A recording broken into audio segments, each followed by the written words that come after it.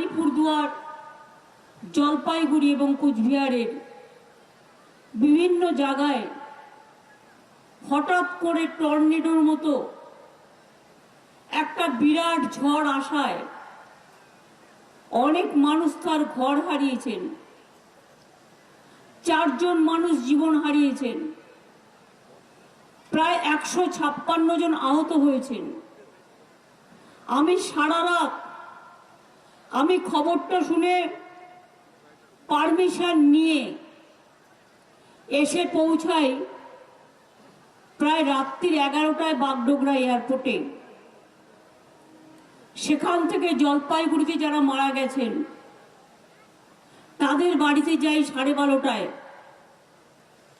সেখান থেকে আমি কিছু স্পট দেখি অন্ধকারে, তারপরে আমি যাই হাসপাতালে।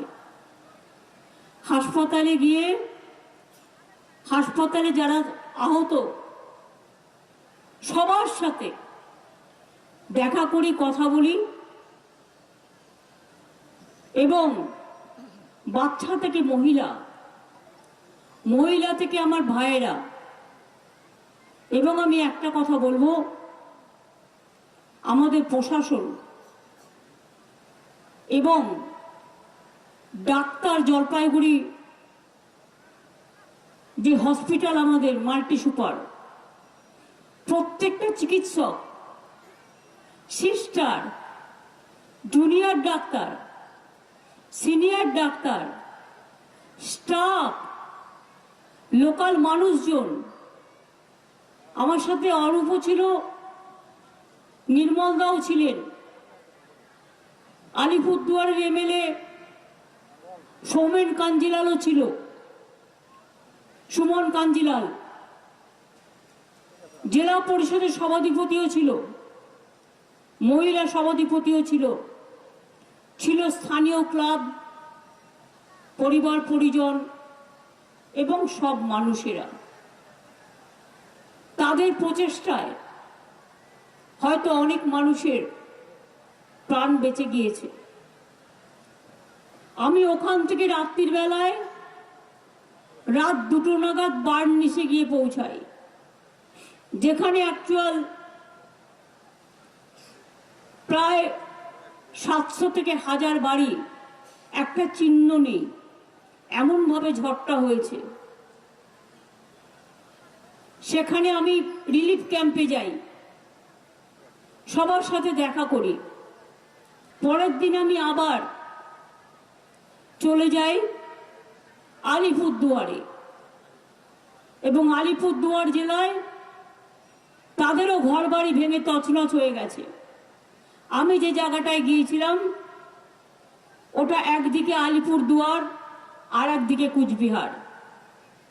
তপসিহাট স্কুলে, তপসিহাটা রিলিফের যারা ঘর বাড়ি হারিয়েছেন তারা ছিলেন, তাদের সবার সাথে আমি কথা বলেছি।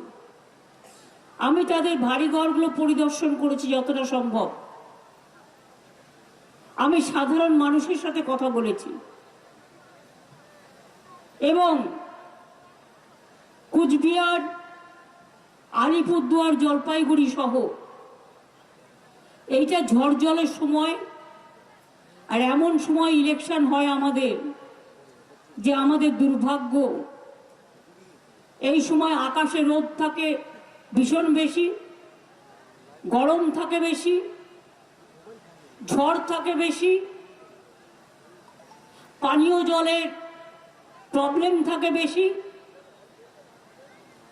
বাংলা হচ্ছে প্রকৃতি মাতার রাজ্য। একদিকে যেমন পাহাড়, জঙ্গল,